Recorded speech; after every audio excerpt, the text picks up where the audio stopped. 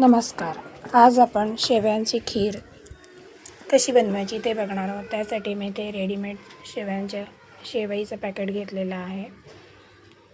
त्यातली अर्धीच शेवई मी वापरत आहे.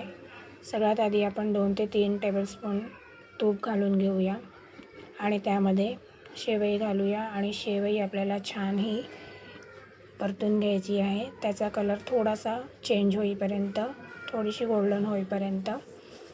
शेवई जेवढी छान तुम्ही खरपूस फ्राय कराल तेवढी शेवई लवकर शिजते आणि छान लागते.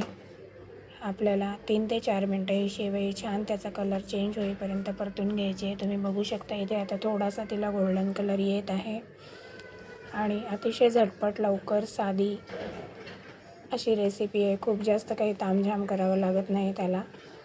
शेवई शिजली की त्यामध्ये तुम्हाला जेवढ्या क्वांटिटीने शेवई बनवायची आहे घेतलेली आहे त्या क्वांटिटीने तुम्ही त्याच्यामध्ये दूध घाला. मी अंदाजे दूध घातलेलं होतं.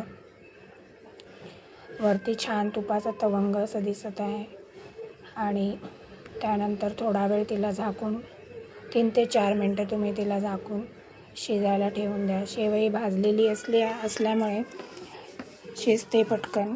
ते बघू शकता तुम्ही. आणि मी काही ड्रायफ्रूट्स घेतलेले आहेत. बदाम, मनुके, काजू नव्हते माझ्याकडे. बदाम मी थोडेसे ठेचून घेतलेले आहेत. तुमच्याकडे जे अवेलेबल असेल ते तुम्ही ड्रायफ्रूट्स घाला. वरून थोडी वेलची पावडर घातलेली आहे आणि छान सगळं आपल्याला हे एकत्र मिक्स करून घ्यायचं आहे. खूप वेळ लागत नाही. अतिशय लवकर साधी अशी ही रेसिपी आहे जी सहजगत्या सगळ्यांनाच येईल. आणि त्यातलं मेन इन्ग्रेडियंट्स राहिलं होतं ते म्हणजे साखर. ती मी शेवटी घातलेली आहे. पाऊण कप साखर घातलेली आहे. तुम्हाला ज्याप्रमाणे गोड आवडतं त्याप्रमाणे तुम्ही साखर घाला. आणि छान उकळी आली की अशा